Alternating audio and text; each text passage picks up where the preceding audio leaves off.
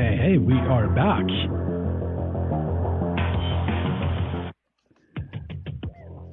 Dutch, what is happening? How you doing? I am fantastic, sir. How are you? I'm doing okay. Just okay? Yeah, I mean, it's the start of the semester. We'll see how it's going. You started already? Yeah. Oh, wow. hmm Okay. All right. While we're waiting for everybody else to roll in, I think perfect opportunity to talk about Humanities 101. Hmm. Can Yeah. you just fill us in real quick while we have 70 people in the room? Yeah, I'm doing humanities101.org is an online free resource, college classes and college resources and disability rights resources. Basically, kind of taken from your book. If we keep everything behind a paywall, most of us will find ourselves up against a wall eventually. So we got to break down some of those paywalls. And so what I'm doing is taking my last 20 years of teaching all these different subjects online, one at a time, in a very digestible, universal design learning type of way. I want to give voices to marginalized academic voices that don't make it into the journals all the time, because we know a lot of brilliant minds here in TikTok that are um, maybe on the fringes of academe, and may find themselves at odds with, the predominant voices, because even though the right wing like to tell you all the time that it's liberal, it is not. It protects itself. It is very conservative, and the ivory tower is very real. So yeah, so it's basically that site. People can go to my link tree. They can follow this account because it's connected to that. But Humanities 101 here on TikTok, humanities101.org is the website. You can sign up to be updated. Um, we're going to be doing world religion classes. There'll be English resources, and basically, people want to try their hand at college. Kind of dip their toe in the water, see if it's warm enough for them, and then maybe wait in the next semester, and then eventually maybe sign up and take it for credit. They can just do that with me. So So basically, it's a primer. it's a primer, yeah. But if Awesome. Love it. and it's connected to actual college classes as well, so you'll be interacting with students taking my class at the other institutions I work at. One Awesome. big community. Star Child, really quick. No, there are no specific guests planned. I just threw out a bunch of invites and hoped that anyone would join me at all. Since I've taken I think 2.5, maybe even 3 months break, and we're now rolling again. So I just wanted to check in with you guys, and well, still here, still going, and trying to figure these things out now. Everybody is doing the green screen stuff and the background images, like the cool kids stuff, and I'm not that cool, so I'm learning. And Seraphim is here, and Gen X Dad as well. Seraphim, how are things? It's been a while. Could you get to me second? I'm treating the tattoo I just got about 5 minutes ago. You treating the tattoo that you got 5 minutes ago. We got to talk about that in a minute. Keep treating, then we'll talk about what the tattoo was. Gen X, how are you? I am doing great. I'm actually trying to figure out my camera and microphone thing myself here. I guess my Gen X is showing. I'm actually really more interested so far in what we're talking about with Dr. Dutch because I came in a little bit late and it sounded really interesting. So I'd kind of like Dr. Dutch to keep going. Again, this is going to be on YouTube. It's going to be linked in all on LinkedIn, Facebook, all of the stuff. We're going to be doing some live lectures on Mondays and Wednesdays. I'll have office hours here on TikTok, 3 to 4, Monday, Wednesday, Friday, Eastern Standard. We'll be doing live fact checking. We might be talking about the news of the day. Basically, they'll probably in the 20 plus odd years that I've been teaching college, will probably be the most interesting office hours I've ever held because I won't just be sitting there myself. So yeah, so I'm just trying to. I hear so many people who say they're not ready, right, for college, this and that. And I spent 15 of the 21 years that I've been teaching as an English teacher, and I had so many freshman comp students that would say, they'd write these brilliant papers, right? And I would tell them that, and then they would say, no one ever told me I've been a good writer before. And I'm like, how? Like this is brilliant, right? Because they were writing the formulaic 5 paragraph, like, and I'm like, no, like that's like we're beyond that now. Like you have to write something that somebody wants to read, and this is brilliant.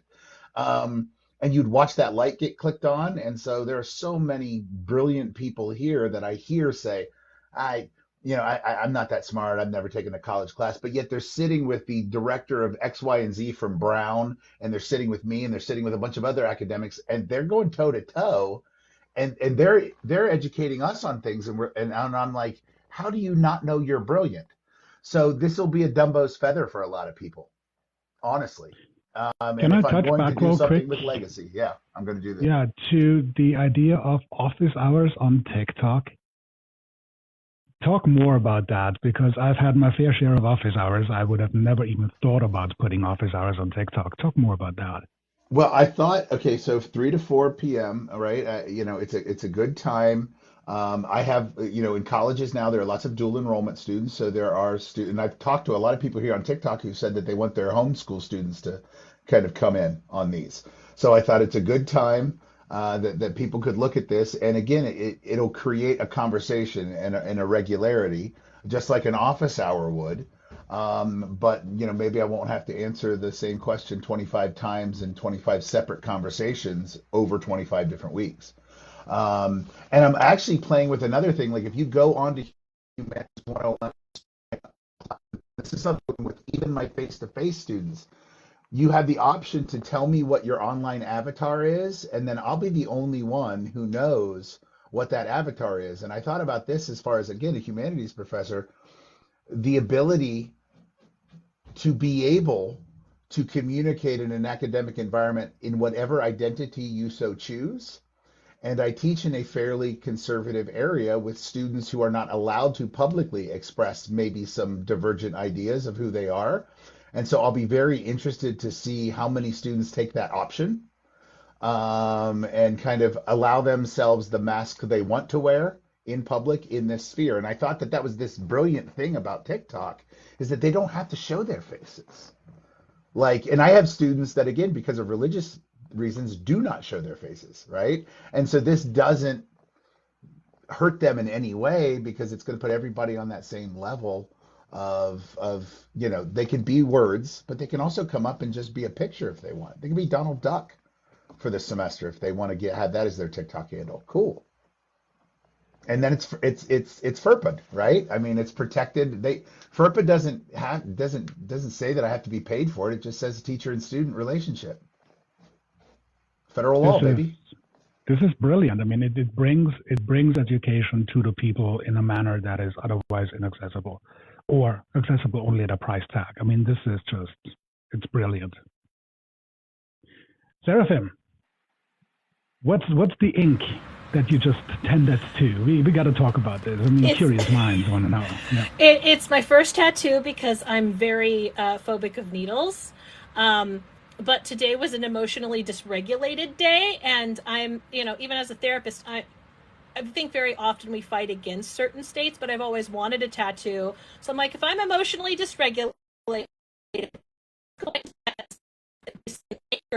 so that this isn't scary to do. So rather than fighting against, mental health things, we sink into them and make them adaptable and useful. So it's very hard to see because it's a wraparound, but it says, there is no space between us. Yeah, I love that. It's great. Yeah, there's a lot that goes into that, but, I like it just because there's so many meanings to it. Just the fact that we are not separate from our environment. We have to, take in other people and other environmental factors into consideration when we do things, because we don't just live in a bubble and what we do affects others. And just that we experience time linearly, but that doesn't mean that is how time is. And it's a reminder to me that all the people that I've ever loved and lost, I'm with somewhere at some point in time. I'm just not experiencing it in the moment. And so, yeah, that's what I did. Well, thanks for sharing this. I mean, for one, like Roth said in the chat, brave soul to start with a wrap around. But the message, I have to agree, is absolutely fantastic. The person right next to you with the limited hair growth has his fair share of tattoos, and all of them are unbelievably meaningful. I only have 4 tattoos. I have this one and this one and the 2 legs. So there's only 4. But Seraphim, I'm very curious. What type of a therapist are you? Because to me, I am very passionate about the field of neurodivergence. Obviously, by my name.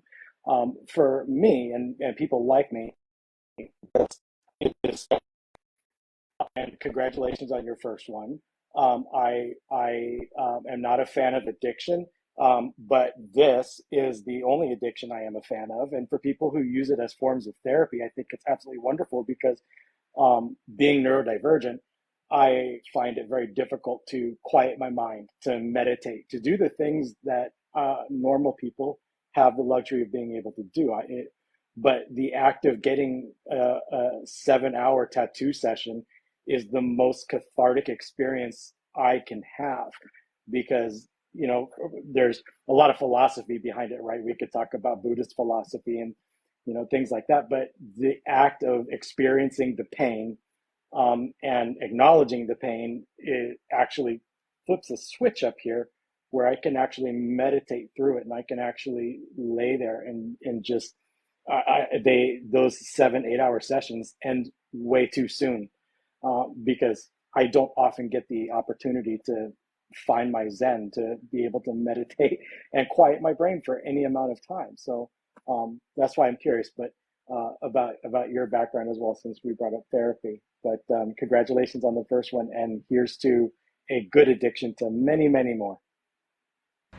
I specialize in neurodivergence and LGBTQ and trauma because I know some people who specialize in just one, but there's so much overlap between those 3 things. It's not really possible.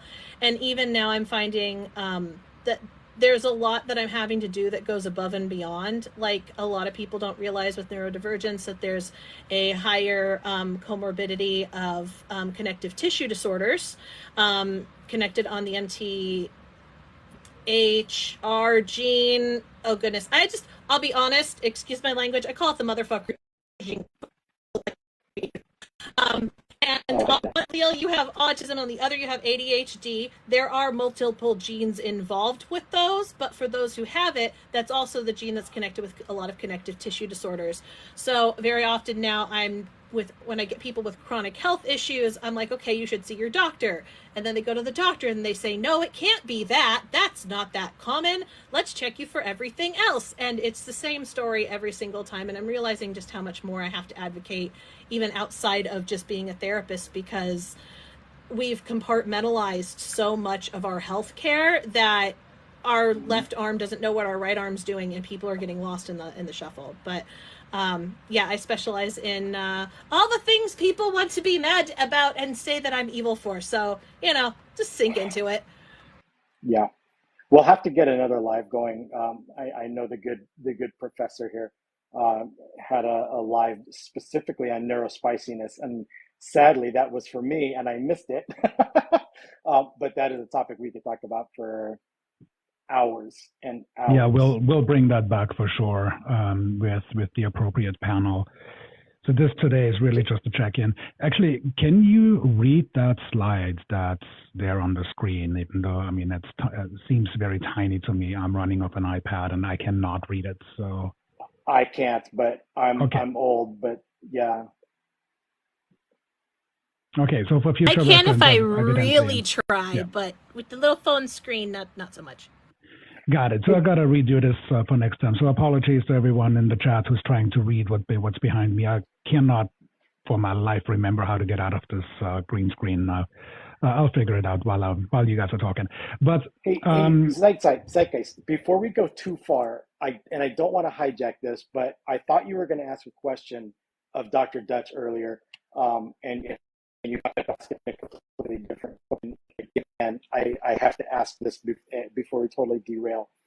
And he brought up something when he was talking about his classes, and this would be another great topic and probably along the same lines of what we would talk about later in a different live, but very specifically about the brilliance of your students, who don't think that they're good enough or smart enough to be able to, achieve that next level.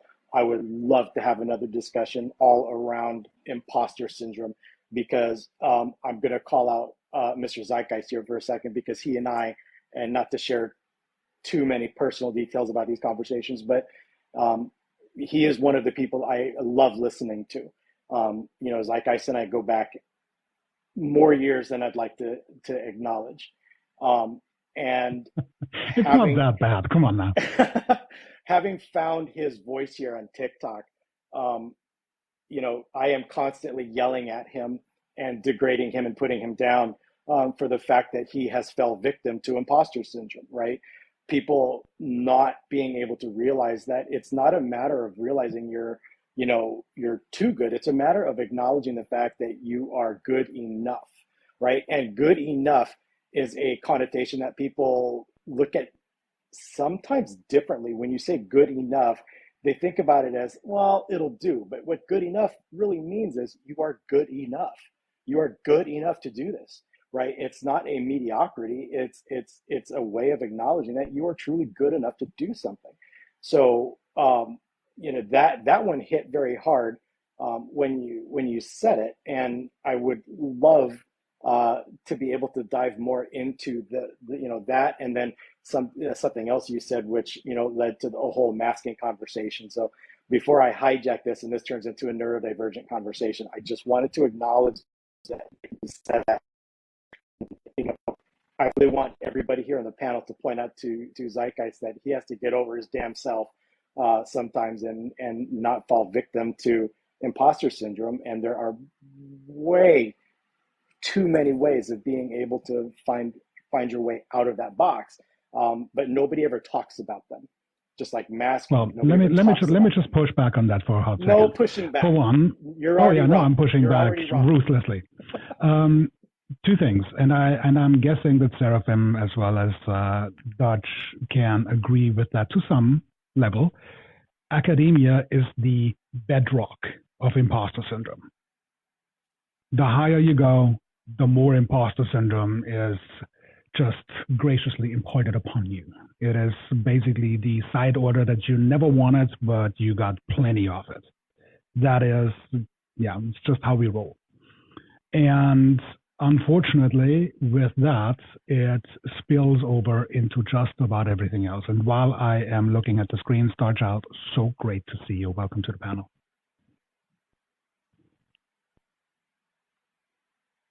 That was the wrong button. Thank you. Nice, there you go. Everybody. Good to have you up here. Let's finish this piece real quick, because where I want to push back is not so much hiding behind the veil of academia, but pushing it back in a sense of the imposter syndrome is not just one that you elect. It's not something that you choose to have. It is something that is a social stipulation based on how you believe you are being perceived by those who are the measure of whether or not you're good enough. And I think therein lies the disconnect in between the authentic self and what society actually allows you to be. How to escape from that? Hell if I know. I haven't figured it out yet. Other than, I really give a shit what you think about me. I'm just going to be me. But there are, of course, pitfalls on that too. So if anybody wants to throw in on that, please be my guest. Look, I am a hypocrite to the nth degree in this conversation. I have created approximately 2 videos on my TikTok, and yet I have enough followers to go live, because I'm perfectly happy to go into a live. But I am definitely not good enough to create a video with content that I think anybody wants to see. And sadly, the videos I have up there, if you look at them without any sound, one of them is of me throwing cheese at my dogs, and another one is me on my motorcycle with showing my tattoos, making me look like a Trump supporter. So I have horrible videos. So I am an absolute hypocrite, because I am too afflicted by the same thing, right? Yeah. I have zero motivation to go and create a video about neurodivergence, and that is the whole reason I'm here on this platform. I have zero motivation to create videos about social justice, equality, women's rights, the things I'm very passionate about, and yet I don't because of the imposter syndrome. I don't feel like, well, there's plenty of other content creators that are creating lots of videos out there, so what do I have to contribute that anybody could possibly want to see? So Come on the I YouTube channel. accepted. We'll talk. All right. We'll just have a conversation. And then I'll Yeah, edit it, and I'll make you look brilliant, and I'll take out all the ums and everything. We'll just tape it. I'll take you up on that. Oh, yeah. Now, I think before I talk to you, though, you have to pass the Turing test. Everyone that I'm talking to, I'm not talking to robots. So you first have to pass that test, then we talk. Okay, so. I'll study. Okay. I overcame a lot That's of my funny. imposter syndrome, honestly, by recognizing that everybody, anything, not really. We're all walking in the dark. We are all blind. We all have small little pieces, but the fact is, you could spend your whole life trying to get all of the knowledge that is out there and not get even a tiny iota of it. So the way that I see it is if we all have just a tiny little piece, then the only way we really know anything as a species is by collaboration and working together. So really the only imposters are those who stand alone.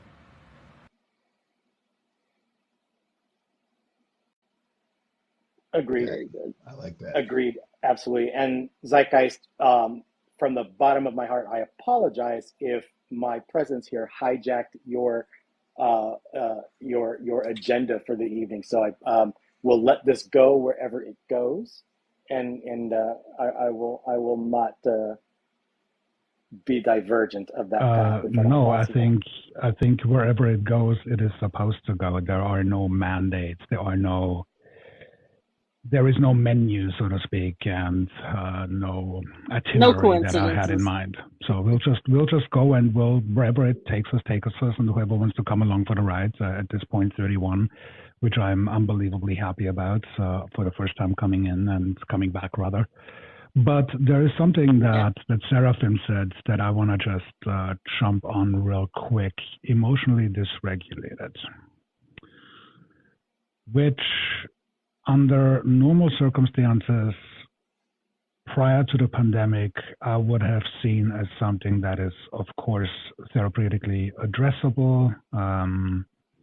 Nowadays, it feels like just about everyone is emotionally dysregulated. Mm-hmm. Absolutely. What do you see in the politically, LGBTQ, legally spilled in, start out? Of course, please jump in at any point in time. Oh yeah. I'm constant. I don't even need to look at the news anymore. The news comes to me very often. But the thing is, I don't necessarily view the population I work with is always going to have emotional dysregulation, ADHD, autism. That those are emotionally, it's part of what those things are. But the other side of that is, I think that emotional dysregulation, especially what we're seeing in my clients who maybe are not neurospicy, is not necessarily bad, because it feels like people are starting to feel their feelings again. Like everyone's been on autopilot for a really, really long time. And the thing about emotional dysregulation is very often the reason you become dysregulated is you don't have the skills to utilize in order to get through that big emotion that you're feeling. And for some people, you have to work your whole life for that. But for a lot of people, they grew up in a time where they were told to just like straighten up, man up, do what you're told, be quiet, sit down, don't feel. And because of that, they just turned it off. They became numb. They didn't feel their feelings. So now we have a lot of people who have gone through an extreme trauma. They've reached that tipping point. They can't handle everything anymore. And now this backlog, these compartmentalized boxes that they've stored in the back of their psyche, are all coming forward. They're all dumping out. And now they're all over the place because, I mean, it's like when you clean your house, you pull everything out and it looks way worse before it gets better. And I think for a long time, people have been faced with the fact that these situations, the things that we're going through, have been insurmountable, and at a point where that's not possible anymore. So I don't view emotional dysregulation necessarily as a bad thing, but it is something that we need to address where it's coming from, why it's there, and how do we start to empower people to address that emotional dysregulation and to start to make change collectively.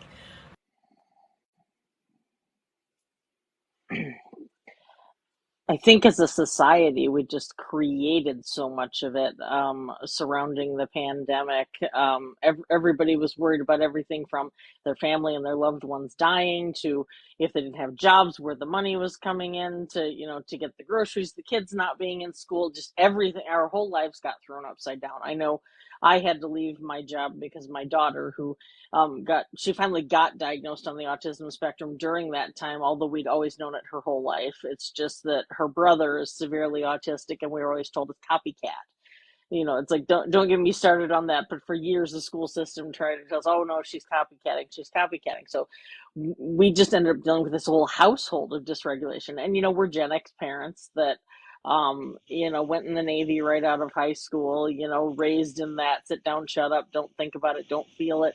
So now we're starting to recognize our own dysregulation and our own just sort of, oh my gosh, I didn't realize how numb I was and how compartment. It doesn't matter how much therapy I've had, didn't realize how compartmentalized I was. And so now I kind of feel like we're, as a household, at a place where it's like all the boxes are overflowing and all of the dysregulation is coming out.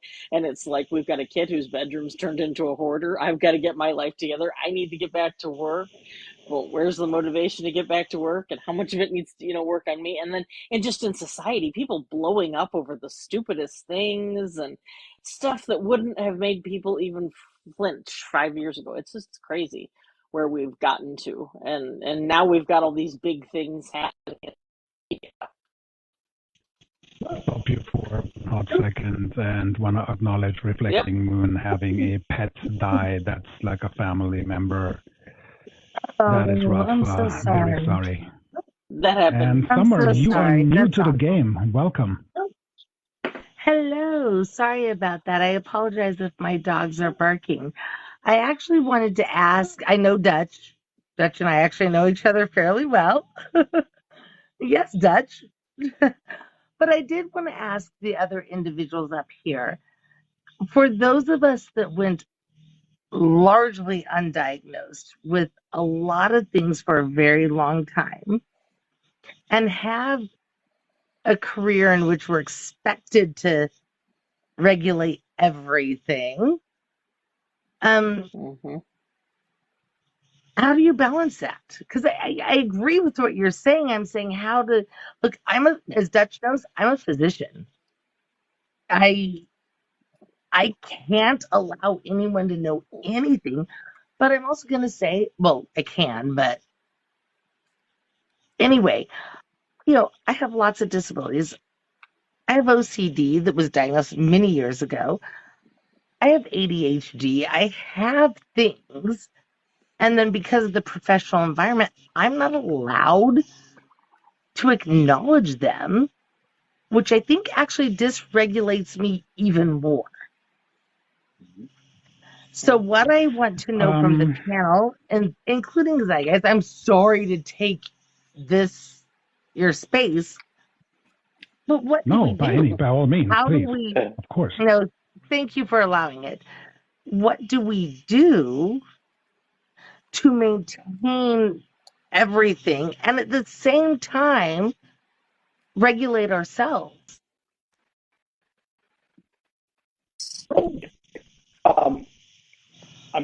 Is it okay if I respond first before I lose my train of thought? If it were not okay, I would already mute you. Go ahead. Summer, nice to meet you. I am going to make an assumption that we are fairly close. in an age bracket. So the first thing is that I was diagnosed as an adult. I was diagnosed after I had begun a professional career, after I had jumped through the hurdles of life to get there.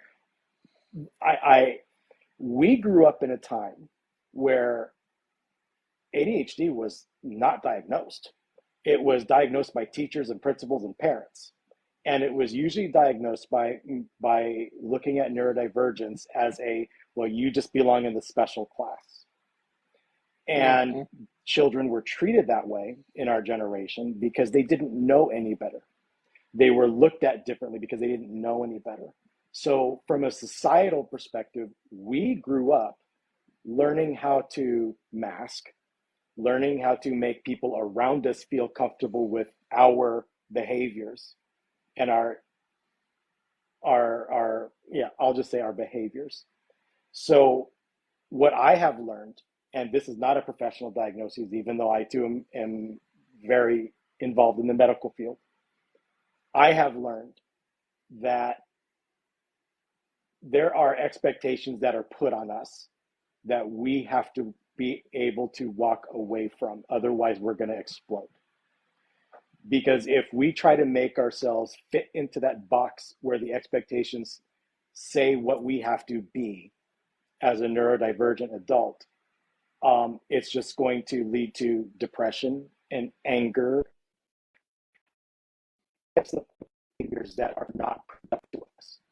I speak about neurodivergency in professional settings where I talk to executive leadership and I explain to them how to embrace neurodiversity amongst your workforce. And what I get them to recognize is that we have to change the way people view neurodiversity, not the way people are neurodiverse, right? Because if you look at what you do, for example, you're a physician. Well, if you have to medicate to be a good physician because you just can't focus on it, my response is then you shouldn't be a physician. My response to you would be what you should be doing is something that you are passionate about, something that you are excited to wake up for the day and do, right? Because we don't have to be medicated to do everything. We have to be medicated to do the things we don't want to do. That's what it boils down to. I actually do understand what you're saying. Can I also say this? Being a physician is my passion. Mm-hmm. It is actually where I am good. I am actually a phenomenal physician. What I have a hard time with is convincing other physicians that my need for these accommodations does not invalidate my ability to be a physician. And Summer knows my story, and I've been fighting for 2 years at a goddamn college to get clear written instructions and a visual flowchart.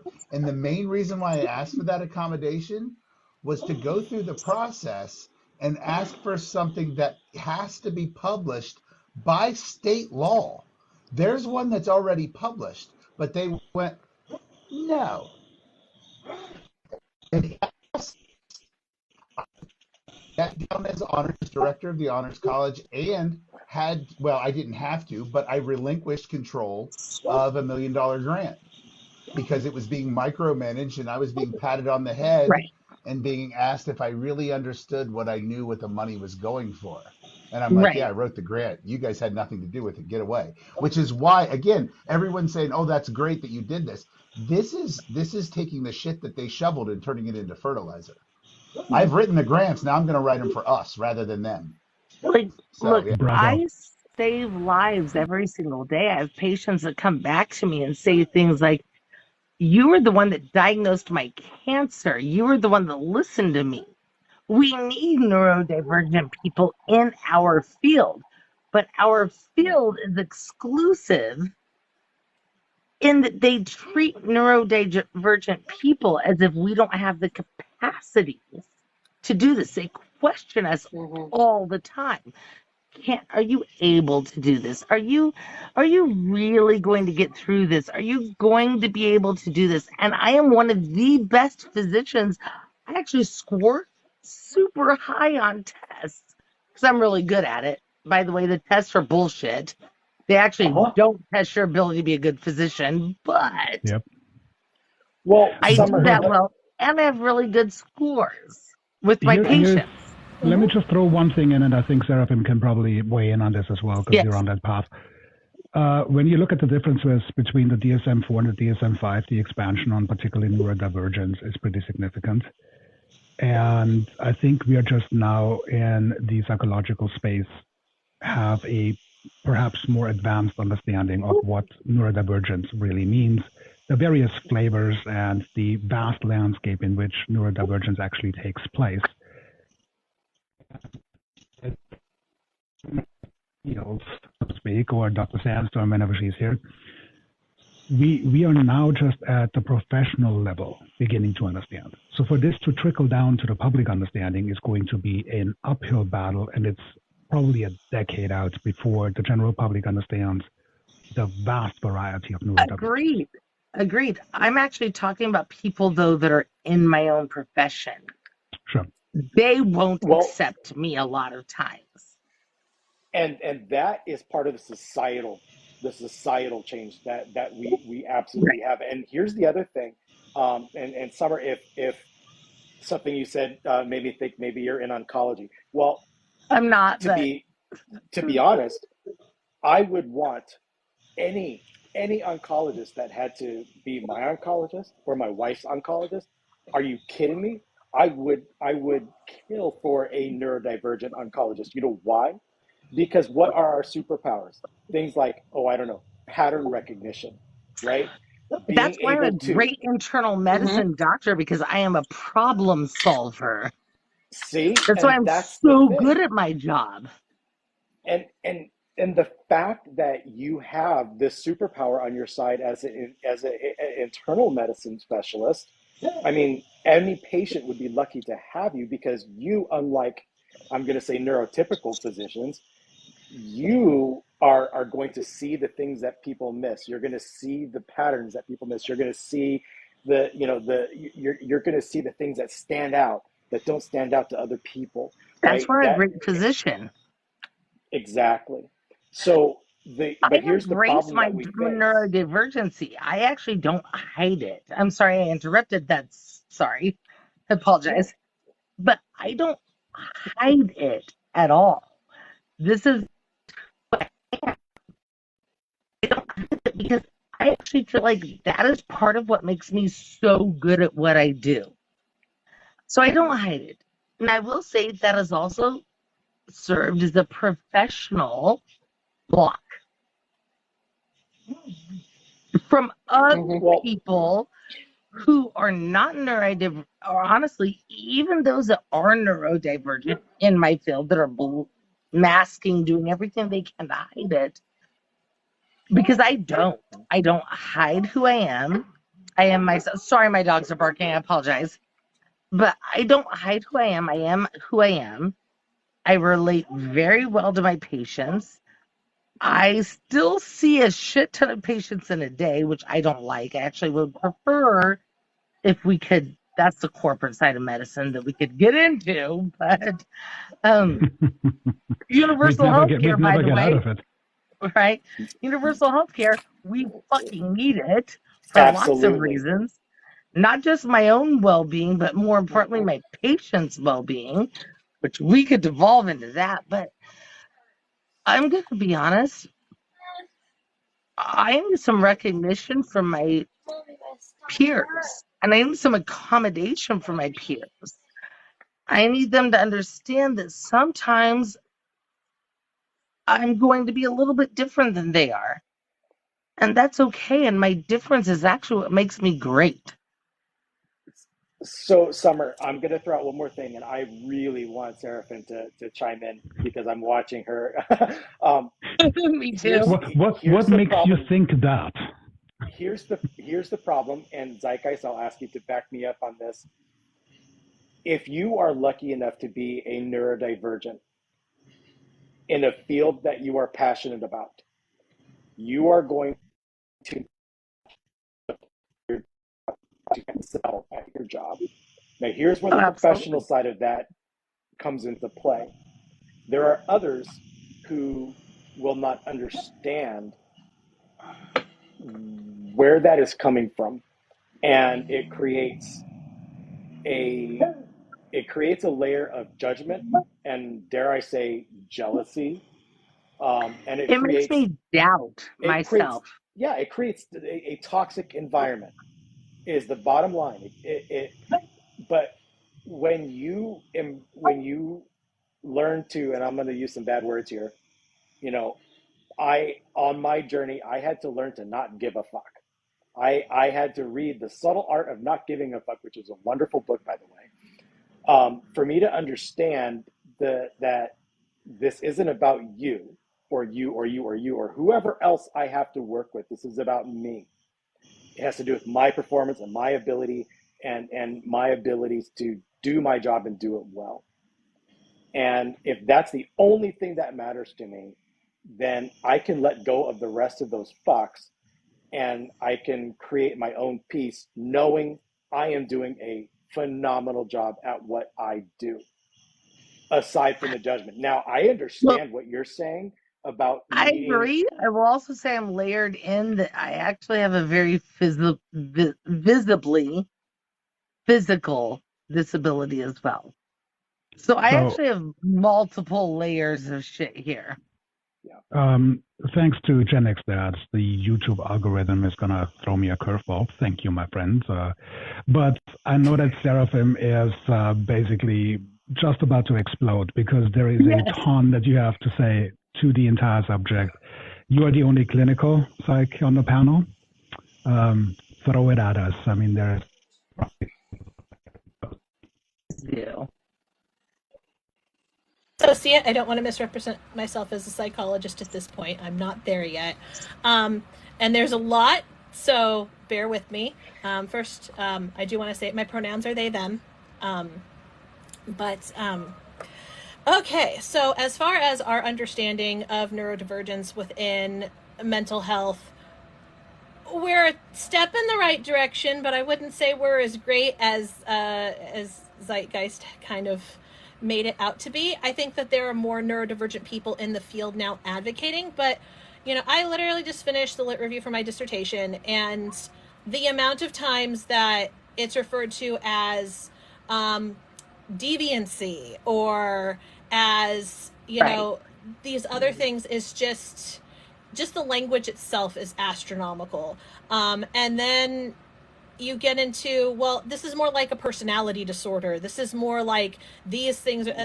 There's still a lot of stigma even within the mental health field. Now, this goes for pretty much any disorder. I have oh goodness, I'm an alphabet soup. ADHD, DID, PTSD, anxiety, depression.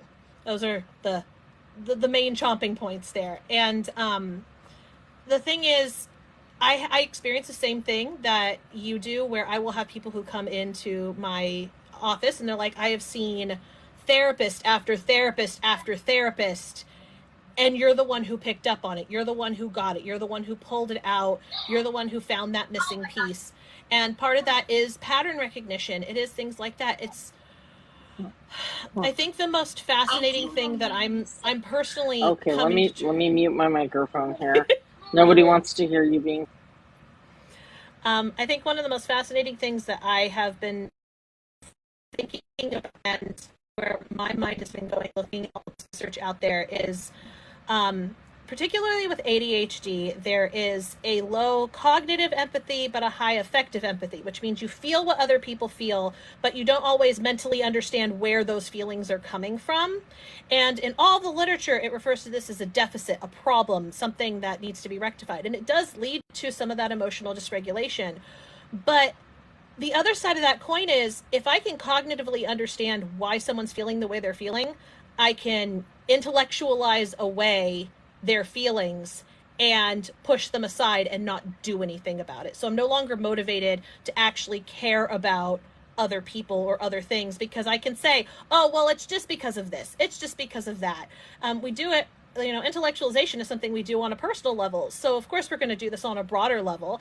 And then we're wondering why we have these larger social problems is because we're not interdependent anymore. We've got a lot of people who do stand alone, and then they call the people who need a little bit of interdependence problematic, but those are the ones that I see the most advocating for social change, for things that need to be improved. So part of it is, personally starting to recognize and take ownership of that own personal strength of, yes, I'm different.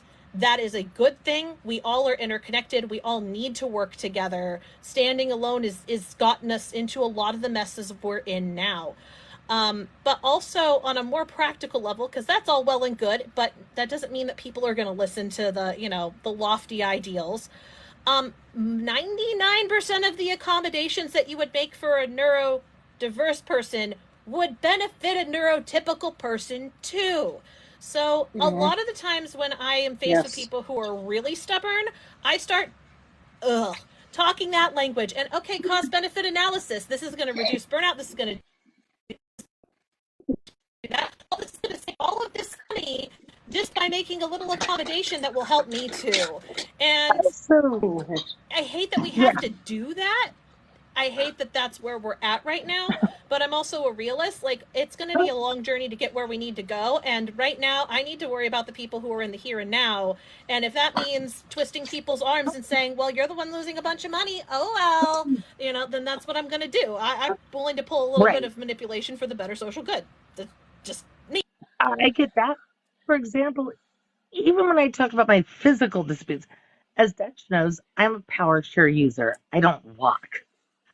I mean, I can about 20 feet, but I look like I'm drunk and I fall and get hurt a lot if I try and walk. Yeah. I don't not a good walk, look for a doctor. right? Like, look, I can't get from room to room. I can't, I get that. So I use a power chair. I also can't will myself because I am actually technically considered a non-traumatic incomplete quad. I'm a quadriplegic physically. I'm incomplete in that I can still move some. And I'm non-traumatic because it came from a disease, not an injury. No one likes to acknowledge any of that. But I will say this. When I advocated for, hey, let's repaint our parking lot so that the disabled spots are actually clearly delineated.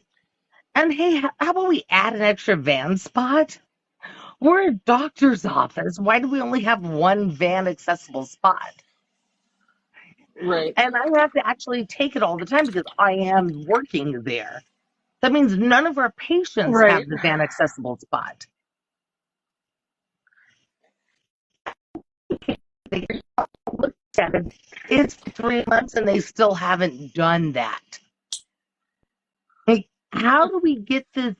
And the thing is everyone thinks physical disabilities are the easier to accommodate. They are, quite honestly. They can be. Because you can see them. But at the same time, when I have someone parking literally less than a foot from my van and I can't, get my ramp down, they're parking there because they don't see the lines. Right.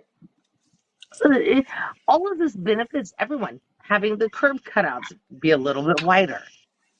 Having there be the bumps so that blind individuals can, which by the way, I'm actually legally blind, although somehow I still maintain my driver's license. I'm legally blind and maintain my driver's license. Isn't that fucked up? Well, can you see where you're going when you're driving? I'm legally blind in the sense that I've lost enough of my peripheral vision, but I have enough of everything else that I still pass the vision test. Yeah, I had a transverse venous sinus stent placed to prevent that happening to me because I had come down with idiopathic intracranial hypertension. So someone says, not scary at all. Yes, totally scary. Don't get me wrong. You don't want me driving on the road with you guys. I don't drive myself anywhere, to be fair, because, you know, Good, it's good not to safe. good to know. But Thanks for the public disclosure. Slightly off topic, Summer, but have you ever read the book The Gift Is You by Dr. David Wolfe? He's an OBGYN that yes, became a paraplegic. So huh, great book if you haven't read it, but he's been quite active in the I have. community. It is Yeah, he's good. a good man. And I will say And this. so, Go ahead. I'm sorry. Go ahead. no, you go ahead. No, you first, please, please, please, you. Oh, okay. I was just going to say he's a really good man. In fact, my mom says he was in the delivery room when I was born. So she worked with him. She started out as an LPN, worked her way up as an RN, and so she worked with him all through his residency and everything. And so she's stayed in close contact with him, and been a big part of his life as he adjusted. He's retired now. That's Obviously, but amazing yeah, that the you know thing the is, person. he brought up a lot of the same things you did. Like, we can't just take up our one handicap spot for the space at the clinic, and trying to adapt to the needs of everybody in his practice. And he had dreams of getting into a standing apparatus so he could do surgery again. Of course, that never happened. But I'll I never kind be of had able to my do procedures again. I yeah. won't. I won't be able to do procedures. I know that, Yeah, so and I'm okay eventually with he that. took over teaching the residents. But I kind of had my own thing when it came to being like too neurodiverse to sometimes fit in. Like, I've always been the big nerd, and I always knew that through like high school and stuff. Went into the military out of school, and then we were busy raising our children that had autism and things going on. And at some point, the topic that often comes up in some of Zeitgeist videos, about retirement, thinking about retirement and how we're going to fund retirement. Well, it came up for us. We're like, we're I'm getting into our terrified of it. 30s, and yeah, we're getting into our 30s, and we don't know if we're going to have Social Security. This was then. I wish I was in my 30s now. And, thinking one of us is probably going to be a long-term caretaker of my son, and the other one's going to have poised to be me. I was close enough in terms of, college that I took when I was in the Navy. So we thought, I'm going to go back, finish my bachelor's degree. I'm going to become a physician assistant. That was the plan. I had it laid out. There were going to be no variations to that plan, very, very, neurodivergent, nothing along the way. And I was even being told by my advisor, they want a few of you sprinkled into these classes. They don't just want these classes of cookie cutter straight A students with no Not at clinical all. experience. Well, it all changed in the 4 years that I was achieving that degree. I couldn't even get an interview anywhere, and I spent thousands of dollars and dozens of applications all over the country, willing to make major moves, and I couldn't even get an interview anywhere. Yeah. And then after that, some health problems started, and so I'm kind of our catchphrase in the house every time something happens is and I diagnose something without a textbook or a reference, and my husband goes, and you couldn't get into PA school, and you couldn't get into PA school because Right. I'm one of those, I just retain it at a higher level, and I don't need I just don't need to look everything up on my phone. But it sometimes served against me. It would create wars between, professors and myself sometimes, because I'd be that know-it-all 30-something student that you didn't want to battle with in front of your 18-year-olds. But I couldn't see it that way, and I could just see, but I know the answer to this, and so it wasn't until later that I realized that was somewhat holding me back. And the thing holding me back now, the student loan forgiveness thing didn't go through. I'm getting close to 50. I'm not picking up, Kelly Bells, I've never $75,000, qualified $80,000 for of the student student loans to loan do it now. forgiveness.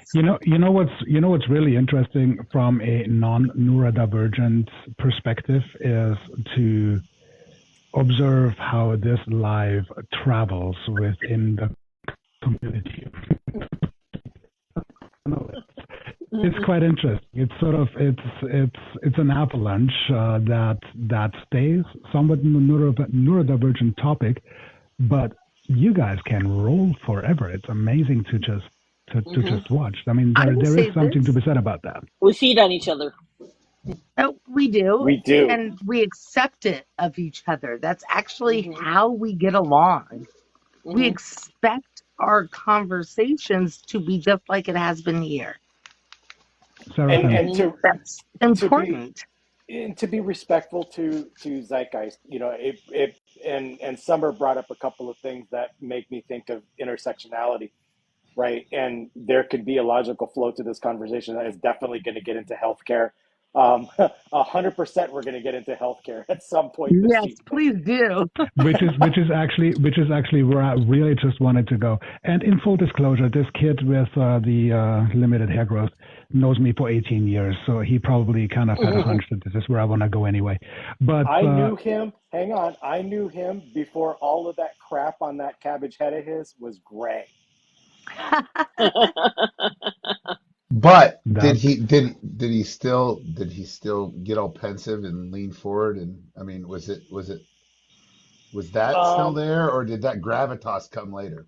I think the gravitas came a little bit later. Okay, I just wondered if he came out like 4 years old. He's like, I have to talk to you. About he came out of the womb that way. Yeah, he came out of the womb and looked at his mom and said, "Okay, it's time to discuss something about your diet while I was in the womb." And yeah. You have to say something that I have to say about that I love about every single participant, including the host. Not a single one of you have asked me to turn my camera on. And I'm appreciative because I do at times, but not always. And I appreciate that it wasn't even something brought up. So that's all I got to say about that. But thank you guys. Whatever your mood is at the moment. Right. You all accept that, and I love that. Yeah, the only time I would demand... Whether neurodivergent or not. Yeah, the only time I would demand somebody turn the camera on is if we were having a political discussion and they came up and were an asshole so I could see who I was talking to. I totally get that. But other than that, I think it's the prerogative of the person speaking, and absolutely, you have no demand to have to do that. And sometimes we're laying in bed for the night, especially those of us with chronic pain.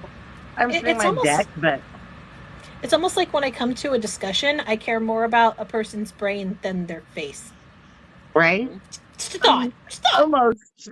And the thing is you don't have to be neurodivergent or neurotypical to actually care about someone's brain. No. Mm-hmm. Absolutely.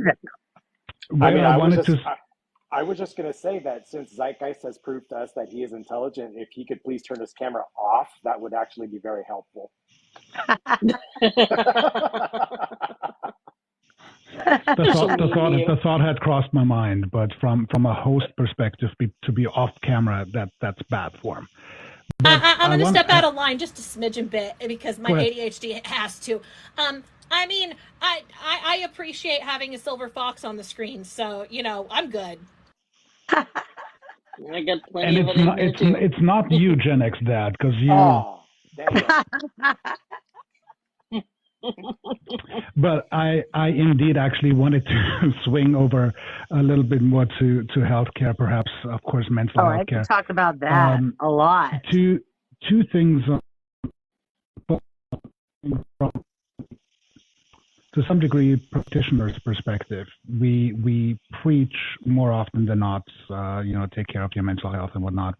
And I think in the entire psychological space, no matter which direction you look, we are doing a phenomenally bad job in taking care of our own mental health. But where I wanted to actually go with it was particularly towards Seraphim. And the one thing that I've been pondering while you guys were on a roll was the idea of conversing with or having patients that are diagnosed with whichever flavor of neurodivergence.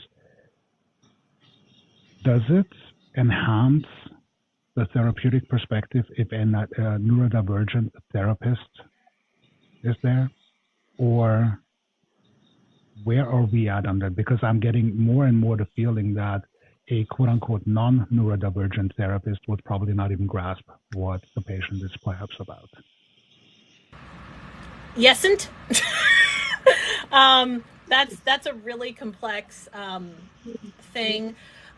Just working in mental health, it really depends on the clinician. There are some people who would have a very hard time working within their same disability, because there would be a lot of countertransference. There's a lot of your own personal feelings that would get put into it, and that causes problems. Like, for instance, I can work with ADHD and no problem, but I can't work with DID, because that, when I'm around someone who dissociates that much, I'm more likely to dissociate. And when I'm in the therapy chair, that is not a good thing, especially if they're switchy, because switchy people make other people switchy. I don't know how that works, but it does. So not my specialty.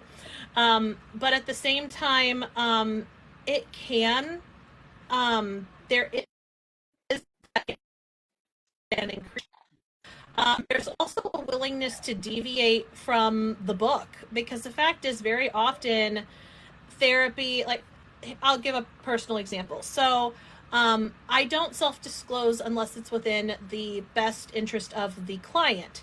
However, there are those who have been trained and have been taught all self-disclosure is bad and it's evil and you should never self-disclose whatsoever. And this creates a power imbalance in a lot of therapy situations where I seem like I'm the person who is above you and you are beneath me. I have all the psych info and you are the plebeian. But the fact is, it is a combined effort. No one will know the client as well as the client does. You have one set of knowledge, they have another set of knowledge. And there's something about modeling appropriate relationships, modeling appropriate behaviors, modeling, I mean, we sit here and we talk about, well, if you're experiencing something emotional, you should be able to share that. If my client says something that moves me, I will be moved in session. I don't try to block that out. I don't try to hide that. I share that because they very often, a lot of people have those poor attachment styles and they need to have a secure base. And that's kind of what we are playing at in the therapist role, is providing a secure base that they didn't have with their family, with other things like that. But again, very often people are like, well, this is the rule book. This is the how you're supposed to do everything. And the fact is, you have to do patient-centered care. You have to. So for some of my clients, I will be that reflective person. That's what they need. For other people, it's more like I'm talking to a friend and I'm providing that, connection within that framework. But I think that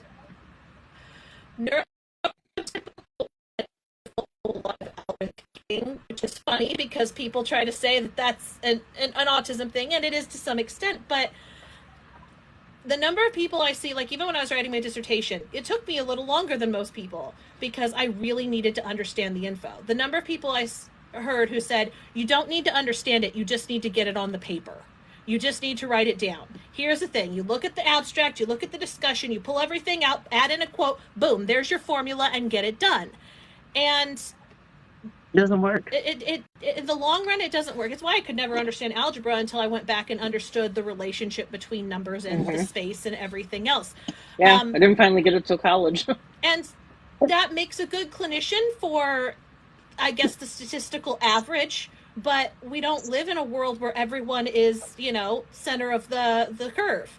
There are people on both sides of that. And we have to be able to deviate from this algorithm and actually address things where people are at and be willing to admit when, okay, all of this other stuff hasn't worked. So let's look outside of that. Let's do something new. Let's, really expand beyond that. So it's complicated, as everything is these days. I have to add to that as someone who deals, I'm internal medicine. I'm not a psychologist. I'm not a psychiatrist. I'm not a therapist. However, I deal with a lot of the patients who are not willing to see a therapist, not willing to see a psychologist, not willing to see a psychiatrist, because there's that stigma still attached. So much of my days are spent dealing with the same stuff that she is talking about, and I'm not trained specifically to do it. And that actually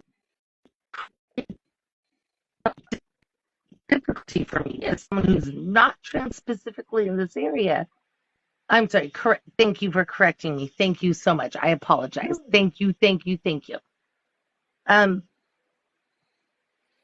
But ultimately, I have difficulty with it because I so want my patients to hook up with someone like they are, that can do that for them, that has the knowledge and has the training, but they're not willing to do that. And then me here being a neurodivergent person trying to satisfy everything, it gets overwhelming at times. Yeah. And I don't always know what to do for those patients, your clients, that aren't willing to see you yet and become your client because of that stigma. Right. Yep. I'm trying to get them over that hump of the stigma, but because that's necessary, because I can't do for them what they need. Well, I can tell you I we've been dealing with some level of in-home therapy in our home since my son was 3 years old, and then out-of-home therapy and stuff for my daughter. And we've had everything from the people who get the neurodiversity but aren't neurodiverse themselves but know how to work with it, to the people that want to try to act like authoritative parents and want to try to parent everything out of them, and so it can blow up in either direction. But we even had to fire the pediatrician and go to a family practice because the pediatrician clearly couldn't handle it anymore. So it can be really destructive to have the wrong, care provider for sure. I have to Absolutely. step aside from. I'm going to diverge just a little bit. In my opinion, I don't think that we find a solid move into the era of universal health care. And here's why I think that. Mm-hmm. Because, Seraphim, you said it best. As a therapist, well, our healthcare industry is largely what? Privatized. A therapist gets the most revenue out of somebody who, instead of giving them the right therapy, make sure that they can see that person week after week after week after week. And I'm saying this from the perspective of the patient, not the provider, having been through that myself. So I had one therapist who refused to look at any other alternatives, medication, whatever, other than doing these stupid exercises that she would prescribe every single week that just don't work for the way my brain operates. If we took the money out of it and actually put the human element into it, we would be able to change the views of people rapidly, because it's no longer about that bottom line. It's about actually creating a resolution to an issue. We'd Agreed. also save 10 trillion over 10 years, so there is that. Right. Yeah. Wait, and you mean if Yeah. hospitals hired one of me as opposed to 10 accountants, like one medical humanities specialist, and There's save a money there dream, too. right? I mean, until we make healthcare about people and not profit, that is going to be one of the largest issues in the neurodiverse community, because now we've got two extremes. On the one extreme, we've got that therapist that is not necessarily doing what I would be by over again, with no end result in sight.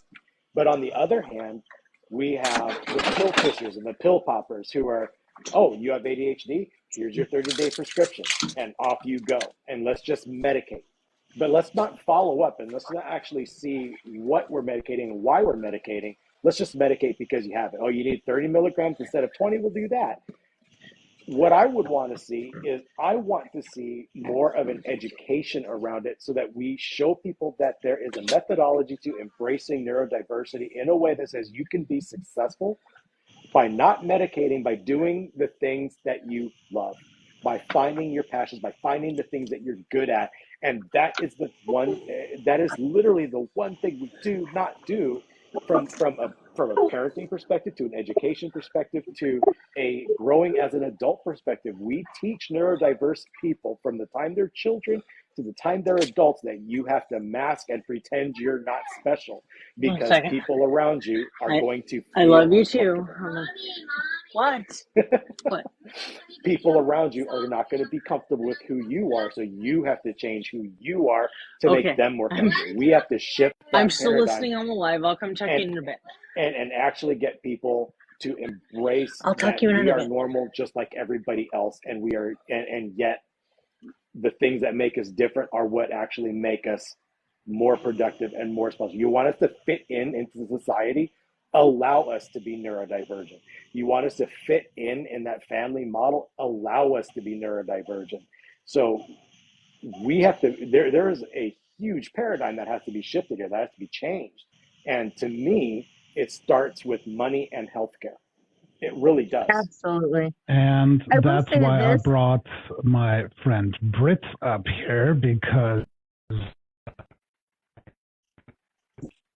Great. obviously Brit comes from the country of the NHS. I come from a country with a similar system. But you just actually threw something in the comment section, Brit. Can you just elaborate on that real quick? Yeah. First of all, full disclosure, I like it here. I'm not shitting on the US. I've been here a decade, so for anybody in the I'll comments, shit on the please, US. for I me. was born here. Yeah, I was born here. Go ahead, shit all over I'll it. still shit on it. I don't know how you do that and be from the state you're from. I applaud you. I lived there 1 year, and that was it for me. I like Now, it. let's shit on Brit. Okay, that's a good idea. No, there are an awful lot of things I like about this country. But there are two things that you've got completely wrong. And just to get to the point, I am not against healthy capitalism. I'm not against healthy socialism. There are certain things in a society that should be funded by the entirety of the society for the good of those that need it in the society. Universal health care is, I believe, something that makes a society healthy. You can't call yourself a good Christian society or a good community if you don't give a rat's ass about anybody else because you've got to make a profit. Education should go to those that are smart enough to need it and not those that have a big enough bank balance to pay for it. There are an awful lot of dumb kids in college and very smart kids that can't afford to go. But into the healthcare thing, healthcare should be paid for by a collective society. Period. Agreed. The minute you profit margins and pharmaceutical returns and hospital trust returns on people's health, you don't give a toss about their health. You want a return customer. It's like the subscription model. You want a return customer. You do not want to fix a problem. You want to perpetuate a problem. It seems obvious to me, but I am staggered by how, for all the good in this country, people still believe that caring about each other by paying a little bit in tax towards universal health, and if it was done right, you wouldn't feel it. The billionaires would feel it, but you wouldn't feel it. If it was done right, everybody could feel so much better that they could be ill and not lose their home, not become bankrupt, not basically top themselves because they can't afford to live. I know a guy who's he's in his late 70s, early 80s, and he's only just finished working because his wife's been ill. I mean, that's not a fair and reasonable society, and that's where, I'm sorry, love it here, but it's fucked up. And the only way I believe you can even remotely start to get rid of it, day one, next president comes in, if ever a Democrat gets a landslide in any way, Citizens United has got to go. Lobbying has got to go. You've got to take pharmaceutical money off the table and make representatives represent people. And that, because if you remember Bernie Sanders doing that Fox interview at Fox Town Hall, and he asked the audience, do you want Obamacare? And the Fox audience supported him, and they had to cut the mics, and they were like, "Oh no, this isn't the reaction we wanted." Even Republicans, normal Republicans, I say that with healthcare, they want reasonable healthcare. It's a unifying subject, but the media twists it so it's socialism or communism to even say it. Okay, rant over. That's my take on it. Let me just backfill some data real quick here while you were talking. Between the start of COVID in March of 2020 and New Year's Eve of 2023, 5 of the 7 publicly traded health insurers spent more than $42 billion buying back their own shares. Yeah. What else do you need to know? Britt, I'm going to tell you this. As a physician who works in this system, it's breaking us. I mean, family care, family medicine right now in the United States, in order to fulfill all the requirements because of privatized bullshit, we would actually, there was actually a study that was done on this that would show that in order for us to fulfill all of these requirements because of privatization, we would have to work 14 hours a day, 7 days a week. That time doesn't exist. Not in reality. Not if you're going to sleep. Not if you're going to have children of your own. Not if you're going to have a family. Not if you're going to have any sort of life. If your entire time is sitting here doing this, you're going to break. It's part of the reason why we have burnout.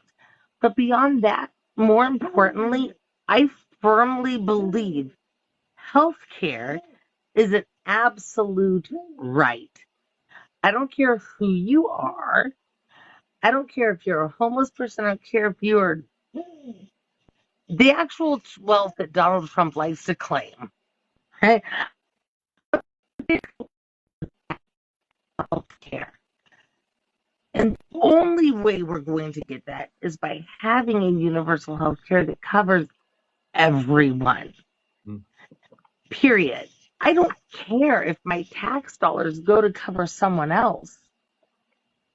I don't care because ultimately, not only is it better for them, it's better for us as a society. I don't care. This is what we do because it's a fellow human being that needs to have their strep throat looked at, to have their child's ear infection treated quickly. I don't care. I don't care what you need. You're a human being. You deserve this, period. That's what it amounts to. I don't care if it's mental health. I don't care if it's physical. I don't care if it's digital. I don't care if it's hearing. I don't care if it's vision. It's all there. All right. Let's move it up to Seraphim real quick. I think that part of the big struggle that we have right now is, we've got a lot of narrative that's based off of fear. Let's incite people's fear. When you get people afraid, it activates the amygdala. Your prefrontal cortex just shuts down, and you have a lot harder time actually thinking critically. And I mean, I hate to play the low blow here, but I'm not against using similar narratives against a lot of these, big corporations and things that are trying to change things. We have people who are like, well, I don't want to pay for other people's health care when I can't pay for my own. So very often I'll start talking about the fact that you are paying for it. And I don't talk about the money thing or the thing that most people talk about. I'm like, so how many days did your kid's teacher have to be out sick because they were struggling? How many times did you have to reschedule appointments for something else? How many times did you get subpar care because the good doctors were getting care or coverage? How often do you know how many doctors that saw you that worked 14, 18-hour days because, they didn't have enough staff? Do you want someone performing surgery who's been awake for 24 hours? Like, you are paying for it in a myriad of ways. Everyone who is struggling that is in your life and affects your life is how you pay for it. Absolutely. And if I could So I have had the mispleasure of part of my recent professional life of working with politicians on Capitol Hill. I'm not proud to say, working with large insurance companies, equally not proud to say. But what that has taught me was the business of medical care in America is not about the well-being of their citizens, other people. The business of healthcare in America is how many board members can get the maximum dividends possible for profiting as much as they can. And I just had a discussion about this on a panel yesterday on women's healthcare, and the fact that a woman's premium is always going to be higher than a man's premium. Well, if people understood where their tax dollars are going, where their insurance dollars are going, I think they would be a little bit appalled to find out that we could actually pay less and give everybody health care if we actually cared enough about the society to do it. And I don't want to get into all the specifics. I'd be happy to get into specifics if somebody wants to ask about it. But it's ugly. It's ugly because the bottom line is more. That's the bottom line in healthcare in America, is that the dollar is more important than you are. And that's it's an inelastic market. An inelastic market is, for anyone who's listening who doesn't know, is any market where the concept of supply and demand doesn't really work anymore. For instance, if I say you have cancer, you're going to live without care, or you're going to die without care, then you're going to find a way to come up with whatever money it takes to try to save yourself. You will go into debt. You will sell your house. You will sell your car. You will sell all these things. So on the other end of it, as someone who's trying to make money by any means necessary, I now have you by the short strings. I can basically say, okay, so sell your house and sell all this stuff. You want to live, right? So do it. And as long as that exists, there will always be corruption under capitalism, because capitalism only cares about capital. That's literally in the name. It just cares about producing money. So you can't use a capitalistic model on inelastic markets. It's just going to lead to more pain. Can I give you a really good example of that? You know how earlier I said I was a non-traumatic incomplete quad because of my disease? I have a disease that there are less than 15,000 of us in the country. My version specifically, less than 400 of us. There's less than 100,000 worldwide. When I had to get my medication, at the time there was nothing that was actually approved for my disease. The one thing that they could use, by the way, my disease is terminal in 5 years without proper treatment. Right? Like, that's how it is. Like, you've got a short amount of time. They spent over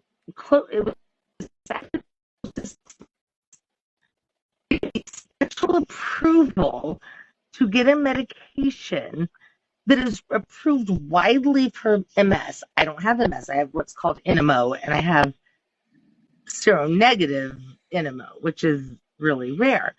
But they had to get a very particular medication that was a humanized version that had never been used in NMO patients. But they did that because I have such horrific transfusion reactions that they knew if they gave me the typical medication, which really wasn't even approved, just kind of used, I would unalive because of reactions to the medication. So they had to get approval from the pharmaceutical company, the FDA, the hospital ethics board, and my insurance company, just to get me on the medication that ultimately has kept me stable and okay. But that all comes down to capitalism, because it's literally the humanized version of the exact same medication.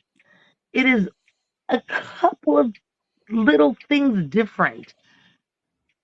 They had to jump through hoops, including governmental level hoops, because we have such a capitalistic thing of well, who's going to pay for this $40,000 infusion every time she has to get it? And I have to have it more frequently than the typical patient does because of I repopulate my B cells too quick. I have a dumb immune system. But the point is because of capitalism, they spent 6 months out of my 5 years before I unalive to decide if it was worth it to give it to me. I remember about 4 months ago, it came across my bow that United Health is now requiring a pre-authorization for a colonoscopy for essentially preventative. However, if you match or meet their requirements for pre-auth a number of times, they will enter you into a roster of approved physicians who do not need a pre-authorization. So that right there, tells you everything you need to know about the machinery that is United Health. But since you brought up the monetary piece, I just looked for some stats. 41% of Americans, about 100 million adults, currently face medical debt of minimum 500, 16%, or more than 10,000, which comes up to 12%. If you're using 2,500 as a base level, 56% of those who carry medical debt owe at minimum $2,500. This system is designed to maybe address your symptoms, certainly not the causality, and ultimately the adjacent psychological effects of medical debt, from debt stress syndrome to just basic Maslow, if you will, with housing. What we're doing here, and I'm just looking at Brits occasionally just shaking his head in equal disbelief as I have, it makes zero sense, but it seems that we are also defenseless as far as changing the system is concerned. And I can speak, we've actually been through medical bankruptcy twice. So, and it was before we were even well into our 30s, and it's just unbelievable. We're way past it now and have good credit again and all of those things, and we were able to keep our home, but a lot of people are not.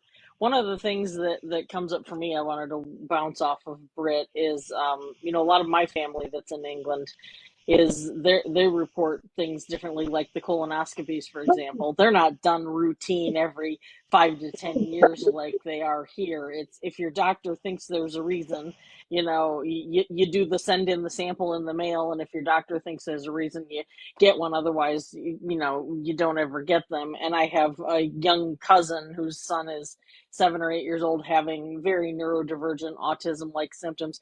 They have been through the ringer with the school system, with primary care, with pediatrics, and nobody will see him. It's, oh, no, doesn't score high enough on this testing, there's no funding. So is it a case where it's not a true NHS where we just cover these things, or is there still some corporate muckety-muck in there that's kind of dictating what we will and won't treat?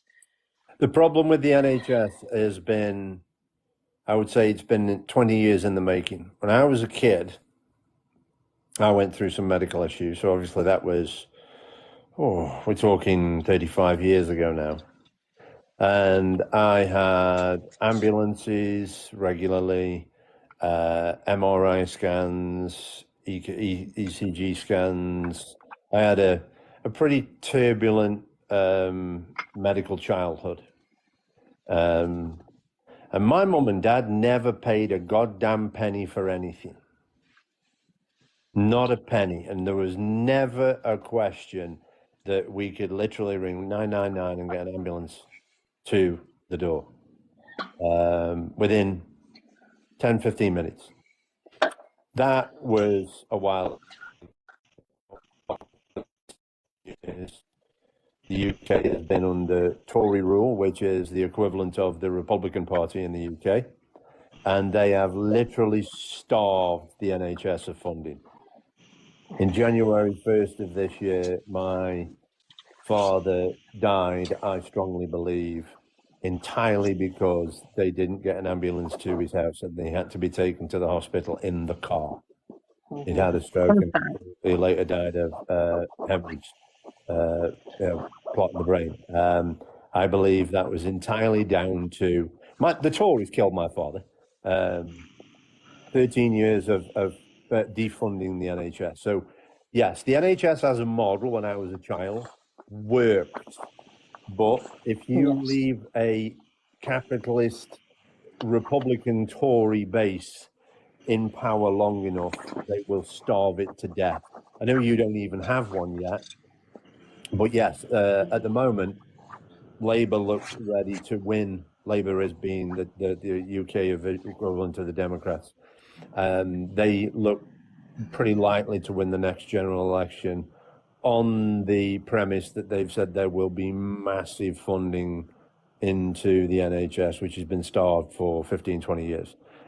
So, yes, you're absolutely right. As a model, as my childhood memories, incredible. Right now, it's on its arse because of capitalist intervention. Right. I mean, is it? I want to interject real quick. Britt, first of all, I'm so sorry for your loss. That's fine. First of all, you're talking about it freely, so I know you're okay, but I am so sorry irregardless.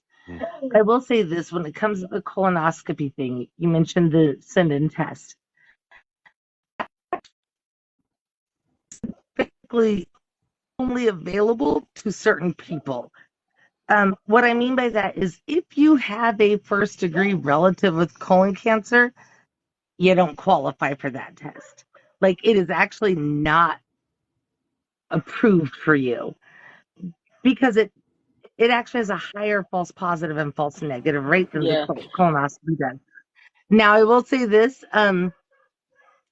They decreased the age for, sorry for my dogs, I apologize. They decreased the age for colonoscopies intentionally to 45 because they were missing a whole bunch of them. There were positives, but the Cologuard, which is the test you're talking about. Yeah, actually, it was a fecal occult blood test. And that's even less accurate than the Cologuard. I know, and for comparison, but that's actually what the VA is using. Right. What I'm getting at is you're giving people substandard care. Mm-hmm. When you say we're going to go with the blood occult test, which realistically isn't even recommended anymore at all. Right. And if you're going to go with the Cologuard, it's for a certain patient population, which is fine, but it's actually selective. And we need to be able to make that discernment as medical providers who qualifies for this test. If an insurance company honestly shouldn't be telling me, do this test or do this or do that. Like, if I say my patient needs an MRI, I do not want an insurance company coming to me and saying, do an x-ray first. Right, no, the x-ray is not going to, they do all the time. In fact, I actually have a patient that I am at the point of fighting on this state level insurance board to get them a CT scan because they show all the symptoms of cancer. You don't get them a CT scan. Right, because you haven't met the financial qualifications that they have a calculation for medical necessity. He is a Medicaid patient. He is a Medicaid patient that cannot pay for this test. Who's that? They've delayed this test now 5 months. I can guarantee you he has cancer somewhere. Hello. That's Stephanie. Hello. She's 16. Hi. I'm a little good shy, to meet you. People. Nice to meet you. Good to meet you. Nice to meet you all too. Bye-bye. Okay, goodbye. That was short-lived. That was so cute. She's still here, but until next time, for sure.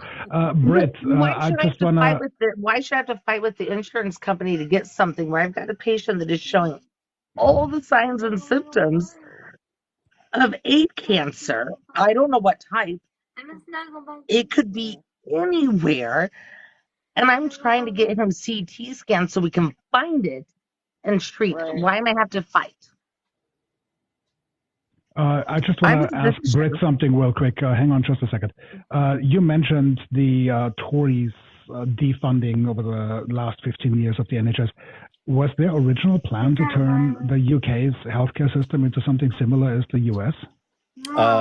It was not only a plan, it was a deal between Boris and Donald. Hear that noise? Wow. It's the cat Wow. playing out in there. I didn't know Yeah. that. Yeah, No, so yeah, I did. Yeah, I hadn't heard that either. yeah, so Yeah. when Donald got in, obviously the UK had just shot itself in the foot with Brexit, and every European nurse, which happened to be 32% of nurses, had to go back to Europe, which left the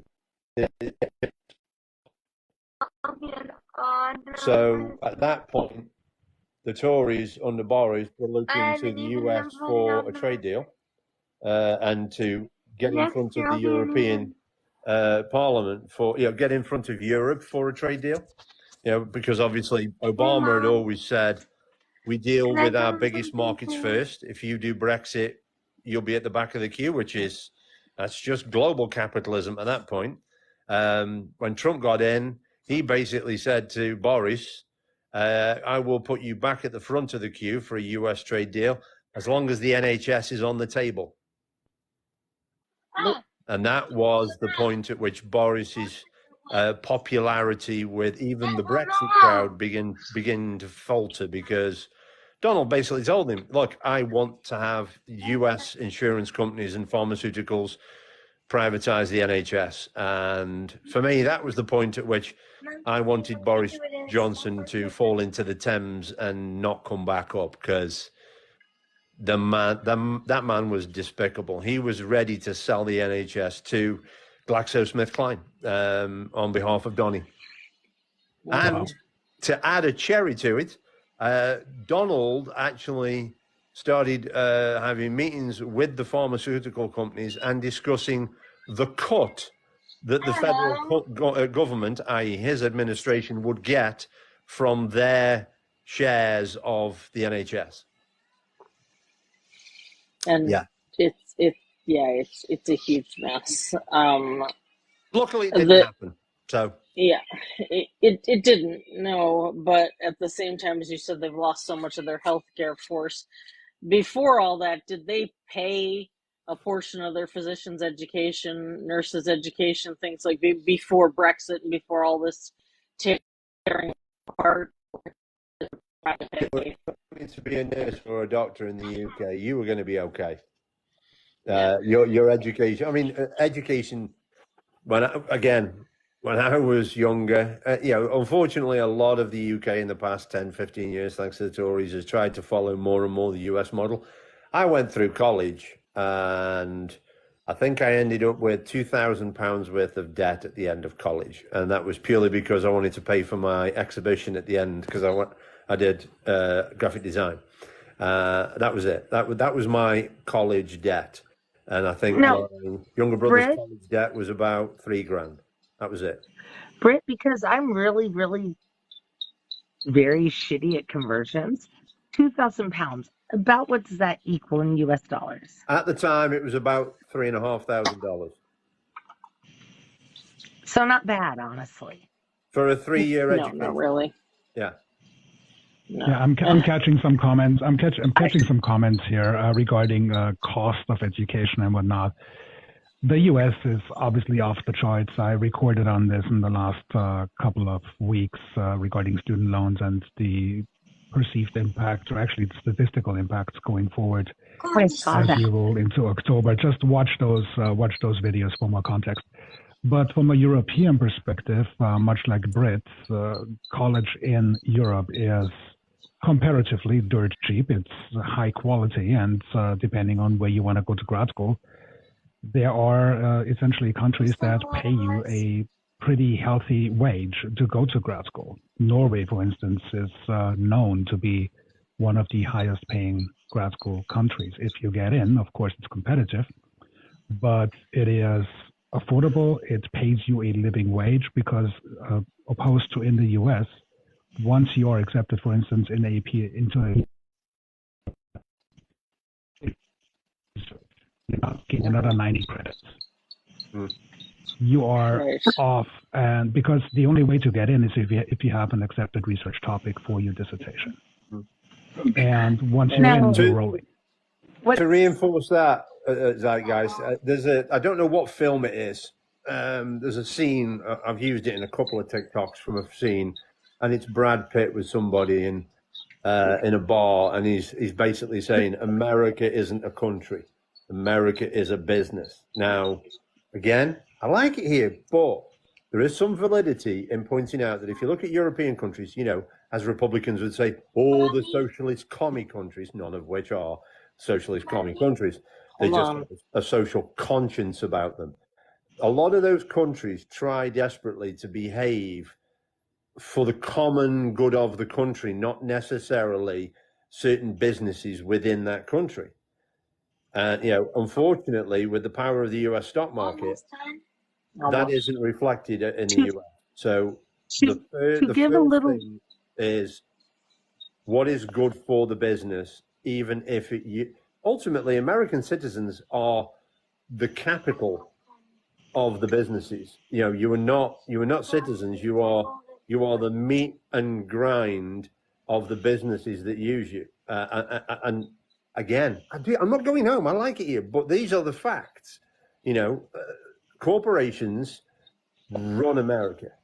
They own the businesses. They own the politicians. They run this country. And this is why I go back. I'm going to get a T-shirt done. Citizens United has to go.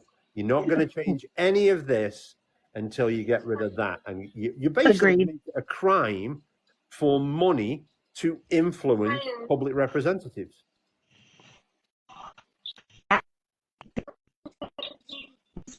Totally anecdotal. I admit that. My student loan debt is $400,000. Ugh, I thought my 55,000 was bad.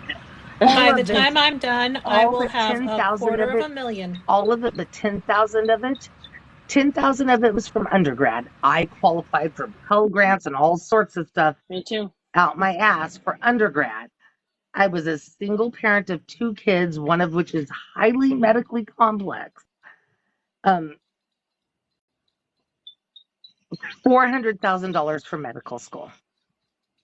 Yeah, and it's one of the reasons I'm not picking up now that things are better to go to PA school because, I mean, my debt was amassed from being a parent, you know, 2 working parents of 2 small kids in an income level that qualified us for Pell and everything else. And that money was 4 years of sending my kids to daycare because they were Yeah, too young to go to school, and then interest on top of it. We went through the medical bankruptcies, and so it's not like the 20,000 that I would have got is going to even come close to wiping it out. But you know, it's right. just ridiculous that we've gotten here. But one thing I wanted to bring up, I do know that some of my family in England have private insurance of some sort for healthcare. Is that becoming a bigger thing there? Are there more? Bupa. You're talking about Bupa. When my mum and father started to get a little bit older, they did start paying for Bupa because my dad, you know, God rest his soul. That sounds hypocritical from me. But when the company he worked for got privatized, he bought some shares and he went from a trade unionist and a shop steward to a complete capitalist. Never mind, but he for several years, and then obviously when they retired, they went back onto the NHS and got shafted by the Tories. So yes, I would say anybody earning in the UK in the top 10 percentile, they've probably got Bupa to make sure they can jump the queues. Because the thing about whether it's Canada, most European countries, the NHS, what they do now, because they have to, under the pressure of defunding, is they prioritize based upon how ill you are, not how much money, how fast you want to get something done. If you've got the need for a hip operation, it just means you need to have a little bit of morphine in a stick for 6 months before your hip gets done. That'll happen.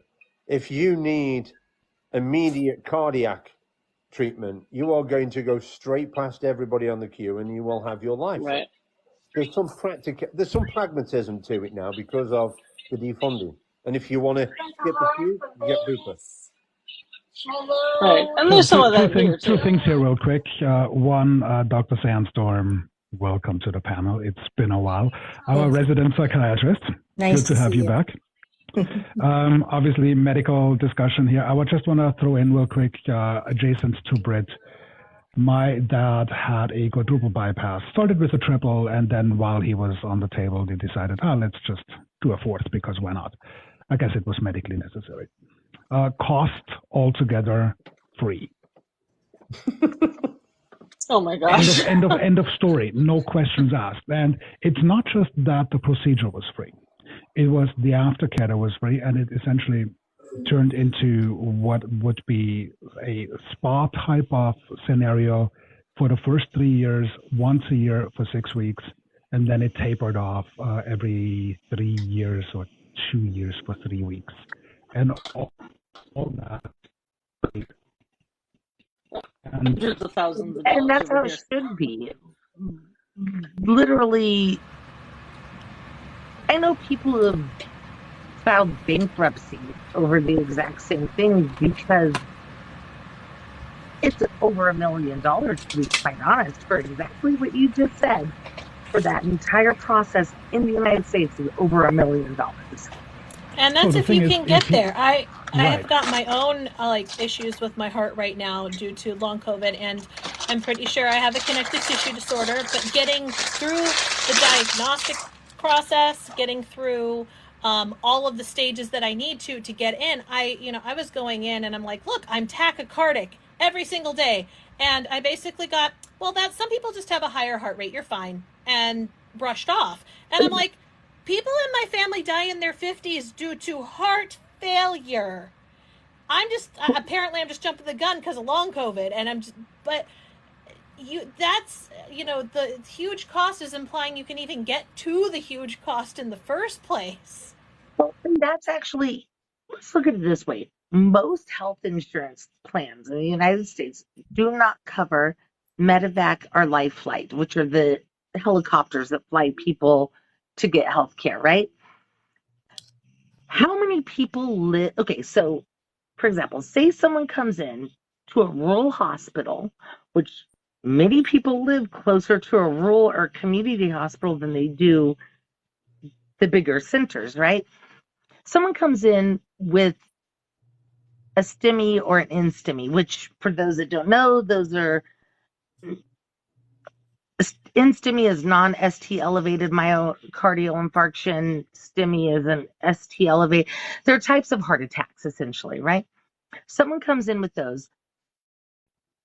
Guys, so the time they are on the cath table should be 90 minutes. And that's because that's where you have the largest chance to save their life. Most people live guys, more just than 90 before I minutes go- away from those hospitals that can do those procedures. So you Guys. life flight them. Just before I go, to sort of paint you a picture of how good I say how good, unfortunately they weren't successful. The same day my dad died, my brother passed away, and because he was younger and it was a cardiac event that he was having. When I turned up from the airport, I turned into that street and there were two ambulances, a doctor car, basically, a stripy car that was basically a cardiac doctor, and at the top of the street, an air ambulance parked. Yeah. The air ambulance had been too late. And even though it was all too late, the invoice for two ambulances, the doctor's car and the air ambulance, the helicopter, was nothing. It wasn't even a conversation. It was, And a life flight here in the United States is $40,000 or more. Yeah. That is not covered by people's insurance. insane. That's just to get them to the care they need Mm.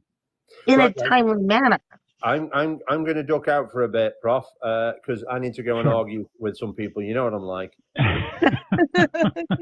Hey, Britt, thanks so much for coming on. And when you come back to your Sunday lives, let me know. Happy to jump in, of course. I am And, actually thinking about getting back into it. Obviously, past couple of months, with the tree crushing cars, etc. It's been a bit. this year has been a bit weird. I'm going to get back into it though. Yeah. Awesome. Perfect. All right. See you Good to soon. talk Thanks, to man. you. Appreciate you. Bye bye. So Bye, Britt. So one I of was the, just going to pop in with, I'm sorry. go ahead. No. Oh, I was, while we're on, this is kind of a pet peeve of mine, the state of healthcare in this country and health insurance companies. Health insurance companies are making it an art form and perfecting their art form of denying claims. And so what is happening, and I haven't shared this on any of my TikToks, but as an example, and Seraphim knows this, I've just shut down my private practice. I opened it up a year and 8 months ago. And I in a year and 8 months, I'm on my 4th billing company. And I have had an in-house biller. For practices to submit a claim to a health insurance company, somebody in the office, in the doctor's office, has to figure out the verification of benefits for the patient. So if you're a patient, you call my office. Somebody in my office is going to call your health insurance company and ask for them for a verification of your benefits. Just that. Just that alone, that first step. That can be abysmally soul crushing for the person trying to do it. As an example, my in-house person who was doing that, one day I needed to ask her a question. And she was on the phone and she says to me, hey, I'm on the phone with an insurance company getting a verification of benefits for this patient. I said, well, that's okay. I've got an eval to do. I'll be back in an hour. I came back an hour later. Same phone call. I'm paying this woman well over $20 an hour. She's still in the same phone call, talking to the 4th representative, getting the 4th different answer. If we don't have the verification of benefits correct, when we submit the claim, it's incorrect. So the insurance company denies the claim, and then we've got to call them all over again and try to figure out why. So by the time I have paid people on a claim that's going to maybe the insurance company is going to allow me $140 on that claim. That's what they're going to allow me because I signed a contract with them to be a provider, what they call a preferred provider. And I can't charge any more than that. They won't pay me any more than that. But by the time I've paid somebody hours upon hours of work to try to figure out how to get the money from the insurance company, I could be in the hole. Mm-hmm. And very often I am. The insurance companies are employing now, they're using AI to process claims. Yeah. They can process 50 claims in 10 seconds. No human eye ever sees those claims. And they will pick up just one word out of the claim and deny it, spit out denials. Sandstorm, and there is a hypocritical piece to that where CMS does not allow providers to use any AI software provisions or anything like that to make sure that your documentation is correct, that you've caught all the ICD-9s, all the mobility codes, everything. So while they're using AI on their side to be able to hide those claims, you as a provider are prohibited by CMS rules to be able to use the same technologies to make sure that your documentation is correct. Yeah. All right. Let me jump in here real quick. We have another 9 minutes left. This is turning into a fascinating discussion.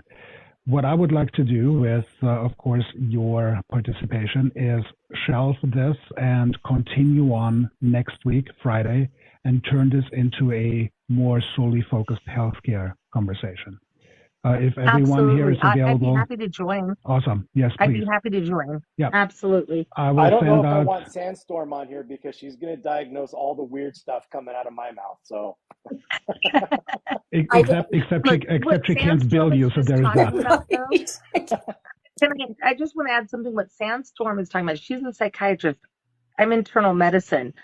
What she is talking about exists even on this side of medicine. I am getting requests for prior authorizations for albuterol for Yes. COPD Yes. patients. mhm. Not even talking about, like, Are people you talk about kidding? insulin. Generic medication that has been out on the market Yep. forever, and we're getting requests for prior authorization on Yep. it. Yes. Yep. And that's just even more time because what Sandstorm is already talking about is just the beginning of it.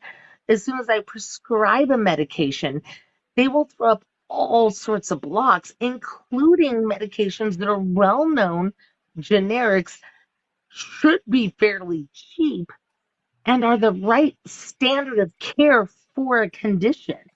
I'm Hmm. sorry, I shouldn't get pushback for albuterol. I shouldn't get pushback for Lasix on a congestive Yeah. heart failure patient. I shouldn't get pushback on insulin for a diabetic. Back to where people don't get the care they need, and then they complain when those patients end up in the hospital.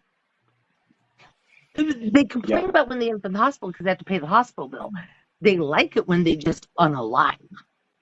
Right. If anyone in the comment section happens to know a medical insurance lawyer who works for Kaiser or maybe UHC or anyone in that neighborhood, yes, I know you do Gen X. Bring him along. I think that would make a wonderful addition, very respectful to the conversation. Yeah, I don't know if they'd be willing to come up on a yeah, but I will I ask wouldn't. because I just had the opportunity to have a private audience with Adam Schiff at a fundraiser for him in La Jolla. I was down there hobnobbing with. I was slumming in La Jolla. Well, if you can bring Adam along, that would be awesome. I was masquerading as a rich person, but I presented this scenario to him, and he actually sort of skirted around it. He couldn't answer it, and the Department of Health and Human Services, that is the oversight branch of the arm that's supposed to be policing these insurance companies, and they're not doing it. Right. I think it's pathetic when some of these insurance CEOs literally are making millions of dollars, but our patients don't have basic care, whether you're talking about albuterol for COPD or therapy, whether you're talking about even something as simple as Zoloft for someone, which, by the way, I've had to obtain prior auths for, Yes. which is ridiculous. Yeah, Yeah. you got to be careful. Is the same way. Prescribe that, which is weird because duloxetine, I can't prescribe a 40 milligram duloxetine. I have to go from 30 to 60. What if my patient would do best with the 40? Like, why am I having to? Because I don't get it. But I'm the physician. I'm the one here Yeah. sitting in front of the patient, evaluating them. They are practicing medicine without a license. That's exactly what they're doing. Yes, they are. Yes, they are. And no one else would get away with full that. stop on this one. This was, I think, the crowning comment of tonight. Let's stop on that very note and continue on next Friday.